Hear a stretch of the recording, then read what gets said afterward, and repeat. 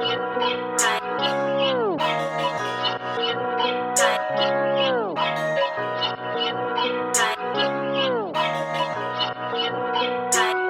Dow Jones, my man Eazy, back for episode 3, No Cap Radio.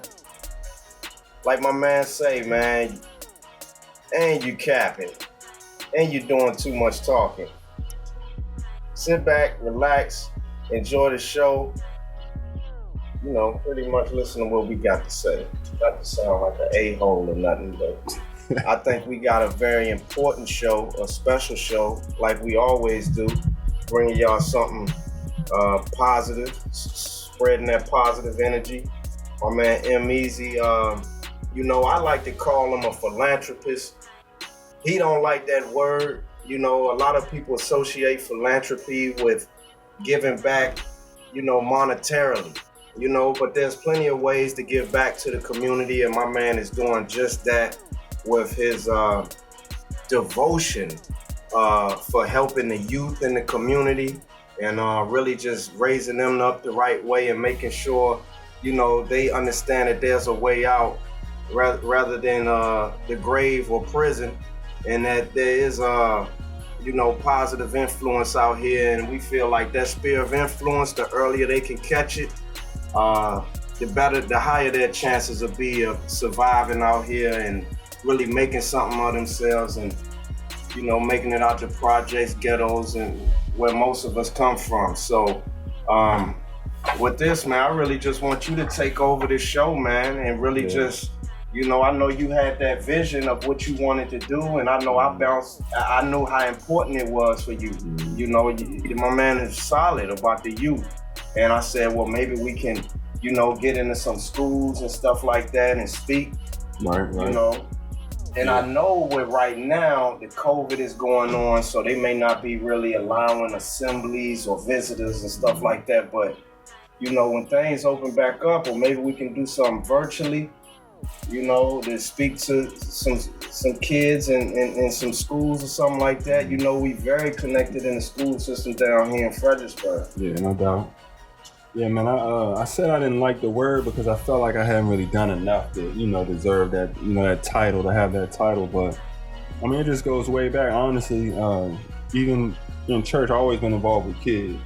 Right. You know, back in church, whether it be just sitting, you know, we used to go on our church trips, youth trips, and missionary trips. Yeah. You know, we end up at a daycare or something. I just have a lot of fun with the kids.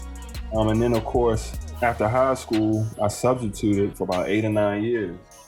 You know, that was one of my favorite jobs, honestly, was being a substitute teacher. My mom was a teacher, so she used to always try to push me to be a teacher. I never wanted my own classroom. Okay. But, you know, I definitely want to do something with the youth. And I thought about doing counseling or something like that. Okay. You know, but yeah, we definitely got, we spoke about it, you know, so we got something in the works, something for y'all to look out for. Just, you know, man, just the youth, it's a beautiful thing. You got to catch them when the time is right, you know, lead them in the right direction. I think that's real important. It's very early on, though, is the key. You know, like, I feel like the sooner you get started on a path, especially a positive path, the higher the chances are, like, it's so much higher. You know, my daughter, you know, she's only 2, but she's already showing signs of she's into music, you know, so right. I got her a little keyboard, and it looks like she know how to play already. Oh, yeah? Yeah, man, so I don't know. Shout out to baby girl then, man. Yeah, young musician on my hands. running the family, huh? Yeah, running the blood, man. Yeah, man, that's what's up. I'm telling you, man, so with this show, I want to ask you a few questions because I know it's some things that are near and dear to your heart, particularly about the youth. So, right. Character building, I know is one. So, why character building? So, like I said, the 8 or 9 years that I substituted, I would always notice in the middle school age, it would be more prominent that there was a lot of kids that, you know, treating other kids a certain way, whether it be male or female, you know, went both ways. Okay. And so when I noticed that, I noticed how much, you know, how rampant it was through the school, it was a pet peeve. It became a quick pet peeve of mine. So is this like bullying? Bullying. I would say bullying. Okay. That's where it started. Because see, initially that's what I was gonna go into. I was gonna say, well, let me talk about the bullies. You know? Yeah. Because when I would see it happen, and it was a zero tolerance for me. You know, I would get on the bully. You know, whether they need to be removed from the. You know, I never tried to remove them from the classroom, but that was always an option if it got to be too much, or just shut it down immediately. You know, maybe after class, I'll pull whoever was to the side. You know, have a little talk with them. You know, whoever was being bullied, have a talk with them. But then I had to sit back and realize it's not. You know, it's not just the bully. You know, you need to pay attention to. It's that who's being bullied. Yeah. Is that who's around each one of them? You know, why is he susceptible to being bullied? That's what you got to worry about. Yeah, you got to worry about who is, where this is coming from. Yeah. Yeah. So, I said and those people that are around them, obviously their character, they don't have the right character. They're not showing this person the right character. So I said we need to work on character building. You know, we need to build these kids up the right way on both ends. Exactly. Basically like a rebirth, man, because like a child, people don't realize they're gonna soak up everything. Yes. You know, kids are honestly, they say it all the time, but kids are definitely like sponges, man. They get too close to something, they're gonna suck it up, and then when the time comes, they're gonna get squeezed and gonna let that energy right back out. So I know it's a few things I looked up today about that touches on that. This is 3 ways improving discipline system for students, right? So practicing empathy. That's a good one. As teachers love to communicate with students when practicing discipline in the classroom, it's important to let students talk and important to listen to the students too. So when I hear you say the one receiving it, right, and the one bullying, but that hearing them out. I know that was one of the first pieces of advice before I even had a child was to listen to your child. Exactly. Even when they can't talk. Exactly. Listen to the child. Exactly. Yeah, so I think that was one of the strongest pieces of advice. And that just comes with being tentative, right? Right. The next one is communicate high expectations. After letting the students share their perspective, remind them of the high expectations that you have for them. And importantly, the reason behind. Right. And I think even go like on the workplace. I know like when you actually tell someone, when you're in position of power, when you're telling someone what to do, sometimes when you can explain why we're doing it, they're more receptive to do it. Right. You know what I mean? And the third one is focusing on working as a team. Any conversation around discipline should end with an invitation for the student and the teacher to work as a team together. To know is not a one against the other, but we on the same. We got one common goal here. That's to learn and get the education. Yeah, I like that, man. That's just some stuff that I looked up. That I wanted to just add to it, man, to help the students and the parents out and the teachers. Exactly. Right. So the second question is, where does suitable character stem from? When we're talking about a suitable character, first let's break that down. What is a suitable character? So I believe. So unsuitable. So basically, where are these kids getting this? How to act like this from? I get it. You know what I'm saying? And I feel like, to me, it makes me think of. I think when we was in school, somebody told us it feels like you spend more time at school than you do at home. But when you think about it, I feel like you're at home more. You know what I mean? And it's going to affect the child differently when they're at home, because a lot of these kids, they have so much freedom at home. You know what I mean? Yeah. And they're around more people that are they're getting into their head, or they're motivating them to do these certain things. So that's the thing, the environment at home, what they going through at home. At home, right? Whoever's at home, and even at school. They're at school, and maybe they're trying to fit in with somebody. Yeah, there's influence there too. You know what I'm saying? Maybe at home, you don't know what they're doing at home. It's so many situations, man, that these kids are going through these days. You wouldn't believe. You know what I mean? Like it hurts sometimes just to know what these kids are going through, and So they at school, I say about 8 hours a day. Mm-hmm. A kid is probably sleeping about 8 hours a day. You said sleeping? Yeah. Yes. No. Yeah. I mean, so we would say we was in school about 8 to 4. So you say 4, 5, 6, 7, 8, a little more 10, 11, 12, 1, 2. Some of these kids ain't going to bed till about 2, 3 o'clock in the morning. You know what I'm saying? Because they up into something they shouldn't be. You know what I mean? They should be getting that good 8 hours of sleep, but that's not how it happens. Yeah. So it's other things that are stimulating their minds that they're bringing to school. You know what I mean? Yeah. In that time. So I know monitoring the like games and internet use and all that is definitely one of the things that you need. Mm-hmm. One of the things that I actually found researching this, but also extracurricular activities like sports or like music. Mm-hmm. Something extra outside of just study. You need that balance. Definitely. The balance, and then it's just, I was talking to my mom, man. I was gonna make the point, but she brought it up. You gotta understand it. It's not just kids that are being bullied. We got adults being bullied at their own jobs. Yeah. Yeah. So you got some parents that are being bullied, and they're bringing that home, or maybe you got a mom that's bullying a dad, or the dad is bullying the mom. You know what I mean? That's that child is gonna bring that to school. That's true. Or you got police bullying black men. Exactly. So think about that, and what effect does that have on the children?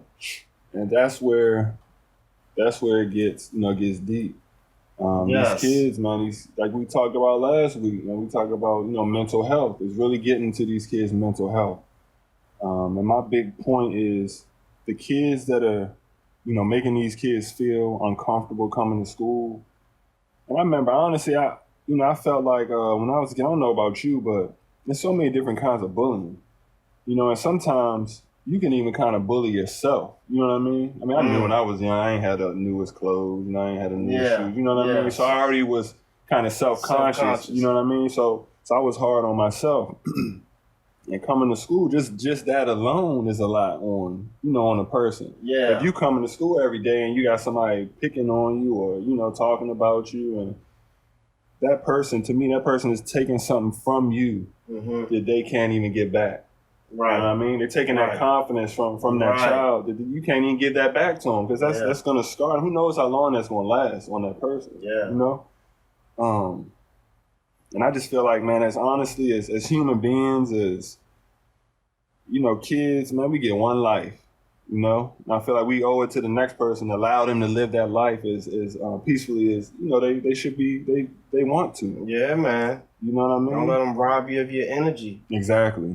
Don't let them rob you of your energy. And when I speak of the effect that has on children, that reminds me of my cousin Bo. He says he be on the road, and that his kids are old enough to be aware of what's going on with the police killing these black men, and they worry about their father. Right. That's another, like that is bullying, but now you think of what those kids are going, they worrying about their daddy every time he leave the house. Something a child that young shouldn't have to worry about. Exactly. When we were kids, I feel like when we were kids, man, these kids today have so much on their plate that I feel like we didn't have, honestly, at a young age.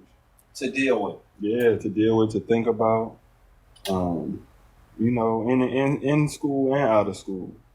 But it's tearing these kids apart.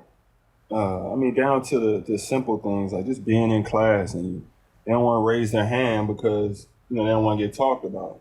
A child to get talked about just for raising their hand trying to ask a question. Now you have this child, smart child, who can have the best grades in the class, but they don't even want to speak up in class. Right. Puts them in a shell. Right. I just don't think that's fair, man. That's why, like I said, it was a zero tolerance thing for me. in school, and I think a bigger light needs to be shined. I asked my son when I first started. I said, let me ask him. He was in the third or fourth grade when I asked him, and I said, do you think that bullying, is bullying occurring in your school? And he said yes. He see it. He sees it, yeah. And he's had his issues with some people in his class. So he has his own experiences. But I said, is it being talked about? Do you think there's something being done to stop it or to help the problem? And he told me no. So, that even gave me a little more, motivation to at least speak on it, man. At least shine some light on it. So that leads to the next question about the discipline system, right? Mm-hmm. And is that working, or is there one at all, right? Yes, against bullying, right? Right. Like, is it talked about? Is this, is this just something that they leave alone and let the teachers deal with, or was this one of the the main rules of the school? I think it's talked about. I believe there are people that do come into the school and they do shine light on the issue. They do hold, what they call it, all the kids get together. Somebody comes and speaks on it, but honestly, just like I said, substituting for all those years, it's not. I don't think it's being handled in the right way. Okay. So just think about it. You have a child in the class that's disrupting the class. Mm-hmm. I've seen so many teachers just put the child out of the class. So they're going to be out of the class for the rest of the day. They're coming back tomorrow. You know what I mean? So are you just going to keep pulling them out of the class just for them to come back and do the same thing? Right. And then be behind in the class. Be behind in the class. All they're doing is sitting in, in school detention, not really learning, not really, doing anything to really stimulate their mind any further. The person in that class, in school suspension, they might say something to them, try to give them a pep talk or, try to get them to stop. But it just doesn't seem like nothing is being done. It's nothing being done. Nothing is really making that big of a difference. And then you have times where, you remember in class, like someone's acting up and the teacher's like, well, don't pay him any mind. I've been in classes where, it's violent. There's kids in there there's kids out here that, due to their situations at home, they're really, they're messed up, man. They need real help. And I think that's definitely where it starts from, at home. The kid having some type of void that's not being filled, and, they blowing their cap in school. Right. And they're not getting that attention. That's another thing. They don't get attention. A lot of these kids don't get the right attention. That's when it comes to listening. Yeah. You have to listen to your kids. Exactly. So what other ways do you think, or what other things do you think teachers can do to help this? Well, or parents? Yeah, and I'm gonna get to that. But I want to shine a little more light on the discipline system as well. I feel like, like I said, telling a child to not pay attention. If we sitting in a classroom and Johnny over here ready to pick a chair up and throw it across the classroom, I don't even know, as a teacher, I don't even know what's going on. Because I'm sitting here, I'm ready to, grab the child out of the air or, protect the child. So I don't think, and the thing that gets me, I was in a class like that, honestly, and I actually had to go to somebody and be like, look, something needs to be done. Like this is, because as a parent, knowing that this is going on in this classroom, I wouldn't feel comfortable even having my child come to school. Mm-hmm. If my child is in danger every day with something like this, I'm not sending my child to school. Mm-hmm. So we really got to step it up, with the discipline system and just working with these kids. I feel like we kind of push them to the wayside too much instead of pulling them aside and being like, hey, what's going on? We don't pay enough attention, like you said, listening. Right. You know what I mean? So that definitely goes into the next question though. So listen to your kids. Kids, a lot of times, and this is what I realized as a parent, when my son was first born, we used to, I don't know about you, but when I was a child, you couldn't really say too much or nothing, you listen, man. If it wasn't yes, no, okay. Yeah. If anything above that, you was talking back, you swallowing teeth. You know what I'm saying? So yeah.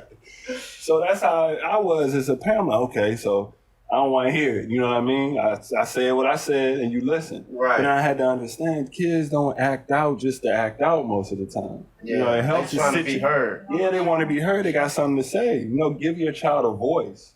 You know what I mean? Don't just shut them down. Every chance you get. You be surprised, man. It was so many times when I was a kid. I'm sitting there getting in trouble for something I didn't do, but I couldn't speak up and say I didn't do it because I'm talking back, Yeah. You got to hear the kids out. You right, man. You right. Yeah, you getting indicted yourself. Right. But I just think I think, like I said, teachers need to start spending more time with these kids. Counselors, if you have counselors in the school, I feel like they need to take more initiative to work with these kids. Because when you think about it, but the teachers, man, they overworked and underpaid, Man. I honestly think... That's a whole nother conversation right there, man.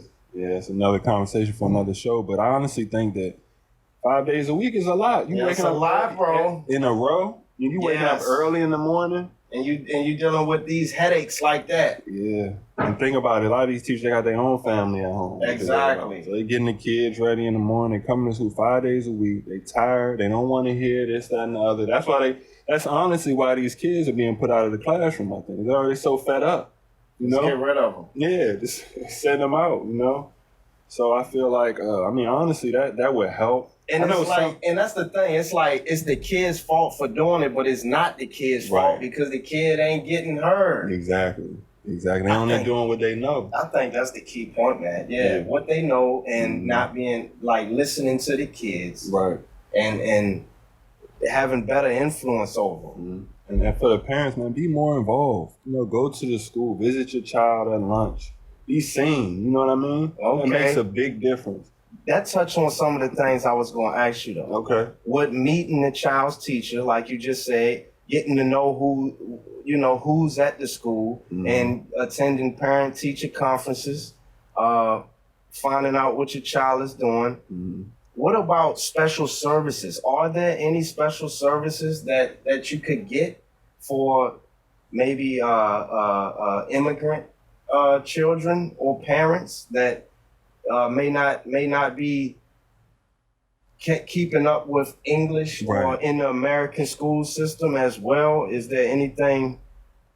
I know for a fact, because I was substituting at the Head Start, and they actually had classes for parents that, like English is, I think it's like English is a second language or something like that. Right. So they would have things like maybe on the weekend or maybe later in the day during the week, they would bring the parents and, teach them English. Or a lot of times then they started sending anything that came home, like a newsletter or a calendar or anything, they would have it in English, but then they would also have it in Spanish, or they would have it in whatever language that, that family was, so they could pick up on things better. Okay. I know Head Start does a lot for families, I got to look into that, man, and see if I know there's, other schools do it as well, but I don't know specifically.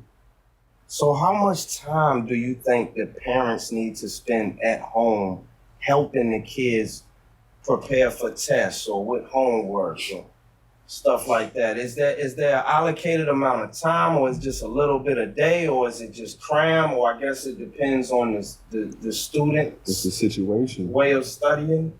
It's however much they need, honestly. But that's definitely mandatory to sit down and basically... You gotta know what your kids are doing in school, and I know it's hard because there's times when my son brings math home, I'm like, man, I ain't did this in forever, and they changing stuff. It's not like how we did. I know that for a fact. Yeah, I can't even remember what it is, but the new math. I know division is all look crazy to me. Yeah, the math is changed a lot. To the point where one time I was just like, look, will you just do it like this? And he was like, and it confused him. I'm thinking this is an easier way. But they teaching him this different way. The difficult way. I think that new way is more difficult. To me, it is. Maybe we just so used to it, but it do look. But yeah, I think it's just all on the child.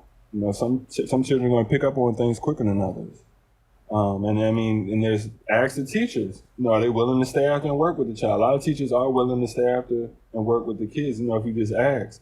And honestly, being involved, going to the parent-teacher conferences, going to see your child at school, it helps because, and it's sad to say, but if you don't show your face, the teacher's not going to really do anything extra for that child. Right. Yeah. If they know you, it makes a difference. Yeah, if you're there, like, yeah, I'm here, you know, I'm paying attention to what you're doing. You know, you're showing your face and they're going to be like, okay. So imagine if the parent volunteered in the school. Can you imagine the effect that would have on? Definitely. They have, I know at my son's middle school, they have something for dads. Like a dad day. You could sign up, you know. Yeah, that'd be dope. Yeah, and go to the school. That'd be dope. Yeah, it's all day. You go in there in the morning, you help, you know, in the classroom, around the school, at lunch, you know, you're just there all day, just participating. And that's another thing. Of course, there's not a lot of males in the school system anyway. You know, it's predominantly females, you know, they're teachers. And so it's good to have that male connection, you know, with the kids. They love to see that, man. Right. Kids love to see that. Because not that many males teachers, pretty much. Yeah. Right. So I think another strong attribute is the attitude.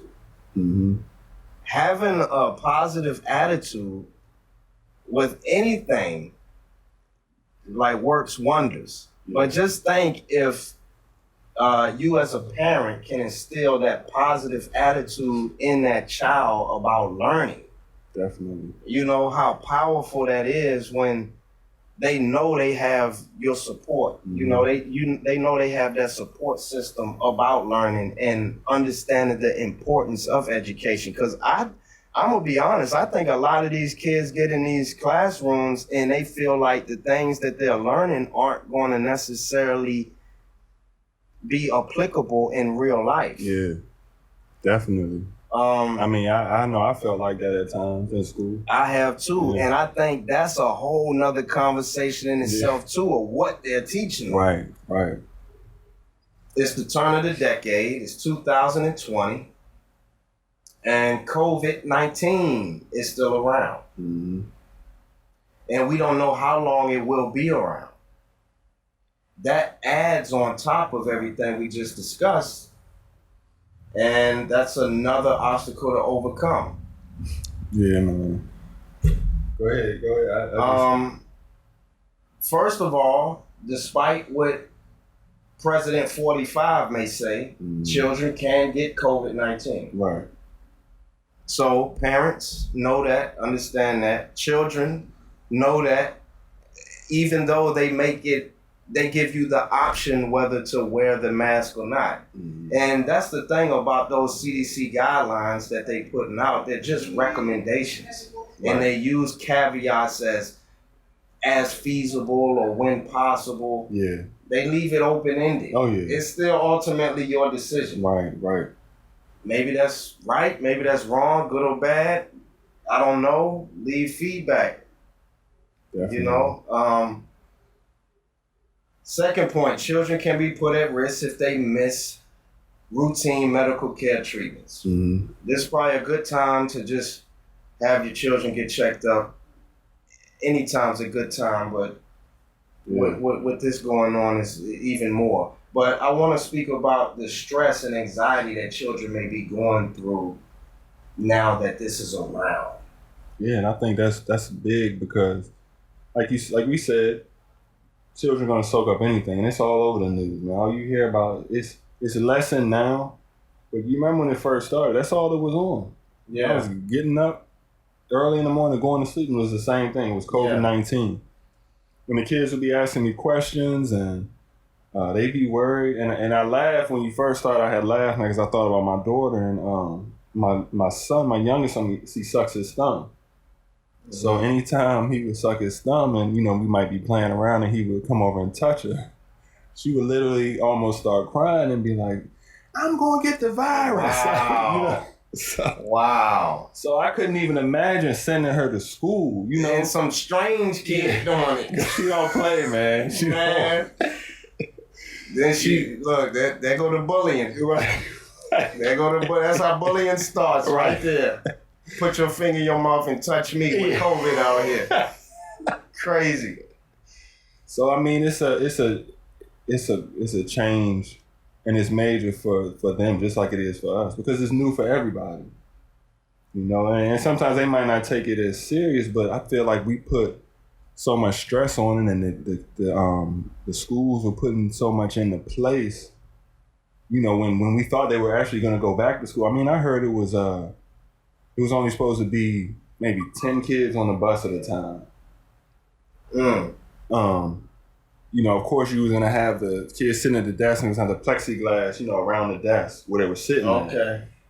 Wearing, man, I don't even like to wear a mask for over 10 minutes. You know what I mean? I don't like to be in the grocery store, and you get the thing behind your ears start hurting, burning, or whatever. I mean, it was too much. You know, it was a lot, and I'm glad they decided to do it virtually. But just thinking of sending your kids into that, it was a lot. So speaking of virtually, there's two more obstacles that come with that. And that's as adults, we get, I guess, feel away from being isolated and social distancing from so long.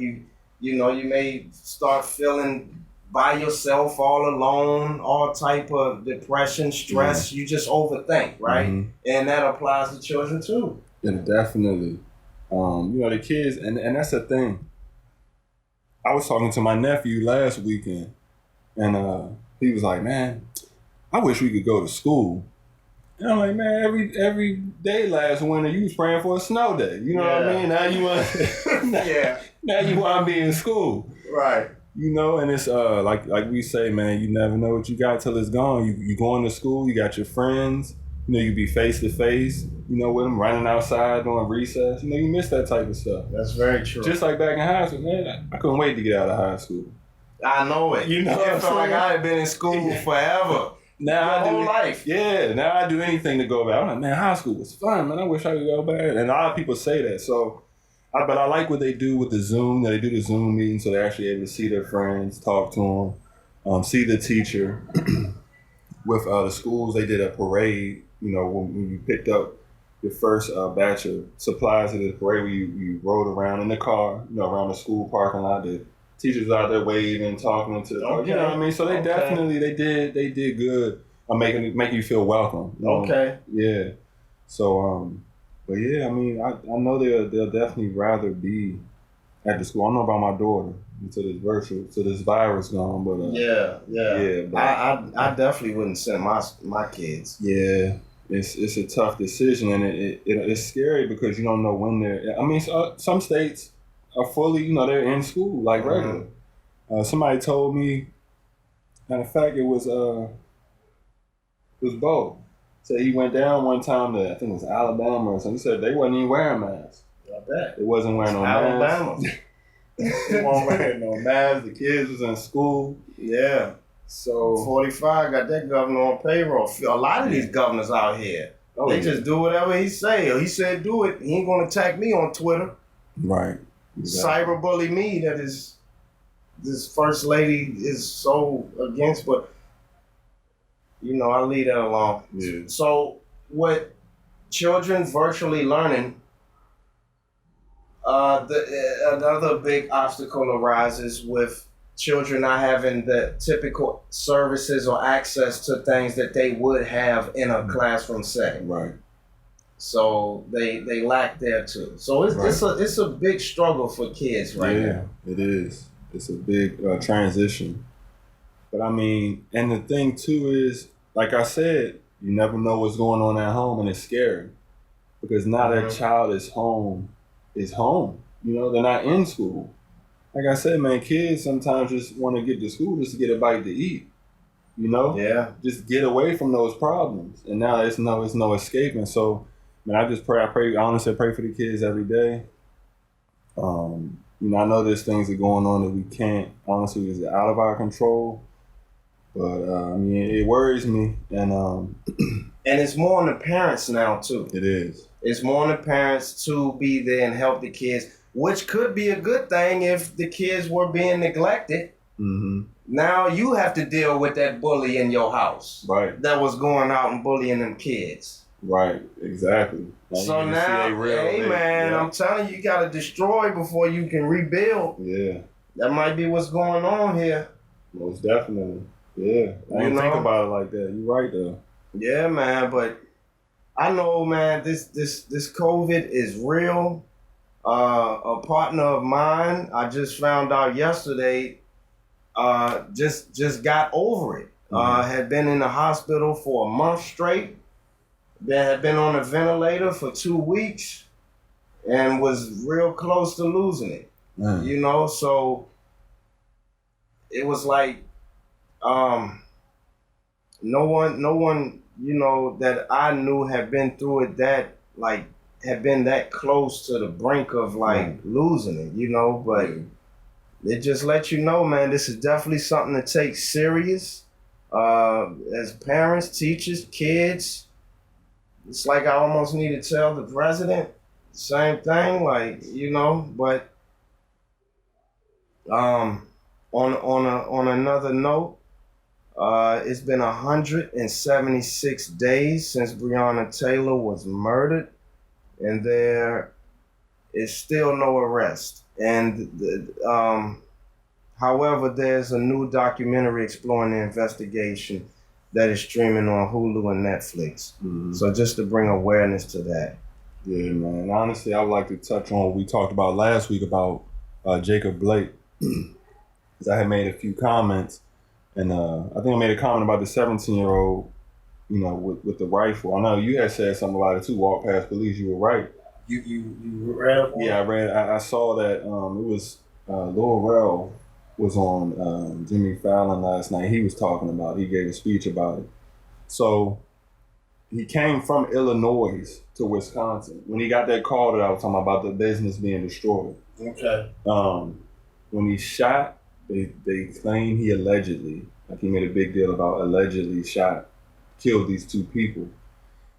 People saw it, of course, happen. And they're telling the police, hey, this guy just killed two people. And he's walking past the police like this with a rifle now. And he's walking past the police like this, and they're just letting him walk past. You know, but Jacob Blake is reaching in his car for his knife, in quotes, you know, and he gets shot in the back 7 times. So, you know, just think about that. I mean, it's sad, man. It's sad. It's a sad situation. Gotcha, man. Hey, so one thing that I been trying to catch up on, I'm a month late, but that Master P No Limit Chronicles. Okay. Man, that documentary there. Yeah. Man, they need to put that. That's up there with The Last Dance with Michael Jordan. Where you see that at? I gotta check it out. Bro, it's on BET Network. Okay. It's on BET, man. Yeah. I gotta check on demand or something. I need to see that. That joint there, man. Bro. The truth. Okay. Y'all check that out. What's it called? You know what it's called? The No Limit Chronicles. No Limit Y'all Chronicles. Y'all have to check that out, man. Check it out. I'm gonna check it out. We're gonna speak on that one. Y'all have to check that out. Mm-hmm. I've been bumping it. I ain't done with it yet. Okay. I started it. But man, I had to go back and listen to that old man. I'm gonna tell you, Ghetto D was the first rap album I ever bought. It was a cassette. Yeah. Yes, Ghetto D. Master P Ghetto D. That was the first rap album I ever bought. Like, damn, you taking me back, man. Yes, bro. The first joint I got was Jay-Z Hard Knock Life. It was a cassette too. Yeah. Yeah, and I tried to play it as much as I could without my mom here. As soon as she heard it, it was out the house. Yeah. Yeah, my brother took it. But man, I grew up on that, man, and that Mystical, that Ghetto Fabulous. They came out I didn't know they came out the same year. Yeah. But they were pumping like 20 albums a year, bro. I'm telling you, this man done made history. And like, dude, like, man, but see, that shows you the power of us, man. And if it sounds funny coming from me being an artist, man, but if we were to get in other industries outside of just entertainment and sports, man, just imagine what we could do. That's just the power. That's what I think, man. I'm telling you, his legacy has so many different meanings, bro. Mm-hmm. Like, but I think it shows our power, man, and what we could do. And that was exactly what he said. This white man willing to give me $1 million. How much you think we really worth? Yeah.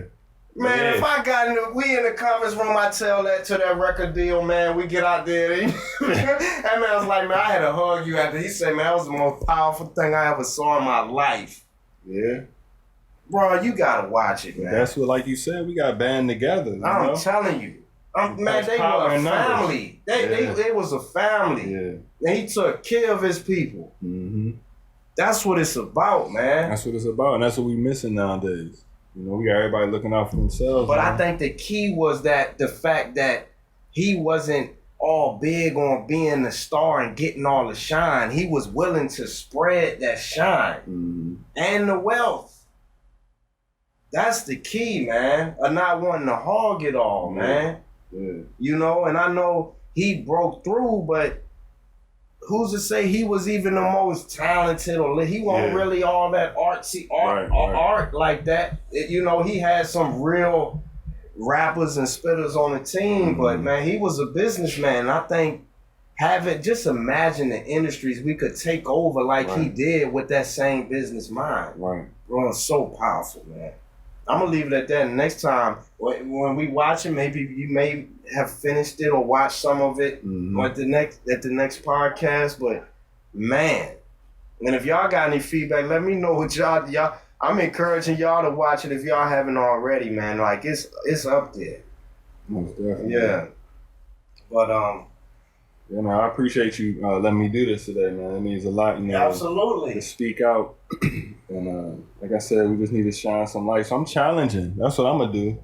I'm going to challenge the teachers. I'm challenging the students. I'm challenging the parents, you know, just to do better, man. Just pay more attention to your kids, spend more time with them. Take that extra time out of the day to just see how they feel and let them have a voice. You know, let your kids have a voice. Let's build this character. No. Absolutely, man. It's very important, man. And step up right now.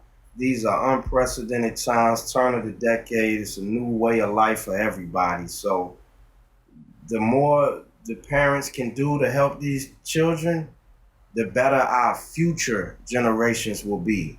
So just know the future is in your hands as a parent. Us as parents, you know? Yeah. So yeah, man. Shout out to all the parents doing it, man. Shout out to my kids, you know, for the motivation. Shout out to the teachers, man. Shout out to everybody that's a part of these children's lives and doing something. You know, keep it up. We appreciate you. All right, man. So, you got a no cap trivia for me today, or? Oh man, you gonna hit me with the no cap or no cap? Cap or no cap? Yeah. Is it two on the spot? Nah, man. The Lakers gonna beat the Rockets in round 2. Cap. Hey, man. Cap. See, now you gonna cap me now, huh? You know, I roll with LA. Okay, we'll see though. Capping it. Capping it. For sure. Yeah, we need to step it up though. But yeah, man. You got one? No, I just partied with no, I didn't party. It's COVID. That's a bad one. Yeah. That's already capped. That's already capped. Oh, I was man. about to cap you too hard, man. Yeah, we appreciate y'all joining us. We're gonna close it out. And I got a few more things to say. Oh yeah, man. Hey, you gotta do that. You gotta do that poem, bro. Yeah, I had wrote something, you know. See, y'all don't know about Eazy, man, and how he get down with the poetry, man. Y'all don't even know about that. My man a spitter too. He just don't show it. Okay, y'all might see something in the future though. Hey, man, y'all check him out. So it's titled "No Way Around It." Okay. If he had J's and a gold chain, they would have crowned him. But he's living from the bare minimum, and judged off that, they ain't feeling him. Day to day, it's killing him, which makes them feel astounding. Pushed in a corner, it looks like there's no way around it. Woke up choked up, worried for what's to come. Plenty knives in the kitchen, and Dad's closet was a gun. He could settle the problem, but his heart wouldn't let him. So he just slid his shoes on filled with holes and his jeans that were tethered. I won't go today, he said. Mother yelled, you better. In order to get the knowledge, you must first endure the lesson. He told her, you've endured the beatings while he's enjoyed the pleasure. Claims he pours the bottle for his comfort, but it gets worse and never better. She says, I'll accept the scratches. Indeed, there was a plethora. She takes them with a grimace as long as he leaves without a blemish. So out the front door to the bus, he'd do anything to miss it. Rather walk it by himself, but it was just too cold to skip it. This is where it all begins. Plus he has no one to sit with. Only time for anticipation on what was waiting. Soon as his foot hits the aisle, he feels vile, anxiety building. Plus he's never greeted with a smile. He sits by himself and stares out the window, avoiding attention. Prayers for powers to be invisible. Sick of dealing with the ridicule at his own expense. For the love of God, it never makes sense. Because they never make dollars when they point, laugh, or spit. And they might start, but aren't scholars. They should be on the bench. How can he fix it? Someone hand him a wrench. Pondering got him drenched. Perspiration coming from his temple, mind racing, like a V8's in his mental. If they knew better, they'd appreciate his credentials. Teeth white like pearls, but he don't even show his dentals. He says it's nothing much to smile about. First period and they already wilding out. Bunch of Nick Cannons, pointing at his shoes and talking about his pants when it ain't his fault, he didn't work to buy. Always daydreaming on how he could be fly, but he's not able. Dad's laid off, mom's working 2 jobs just to barely keep food on the table. Now picture that. Neither home or school, he's not getting slack, but he's pushing through and it's resounding, for he has no choice and there's no way around it. Y'all hear my man spitting? Y'all hear my man spitting? If he had J's and the gold chain, they would have crowned him. But he's living from the bare minimum, and judged off that, they ain't feeling him. Day to day is killing him, which makes them feel astounding. Pushed in the corner, looks like there's no way around it. Talk to him. Yeah, man, so you gotta think, you gotta let these kids know. And I want y'all to let these kids hear this, what we talked about today. They know what's going on. They know what they're doing, you know, when they go into these schools and they're talking about these kids or they're making it hard on somebody else. You know, they need to know how it's really affecting them. And hopefully we can make a change, we make a difference. That's what I'm praying for. No cap. No Cap Radio.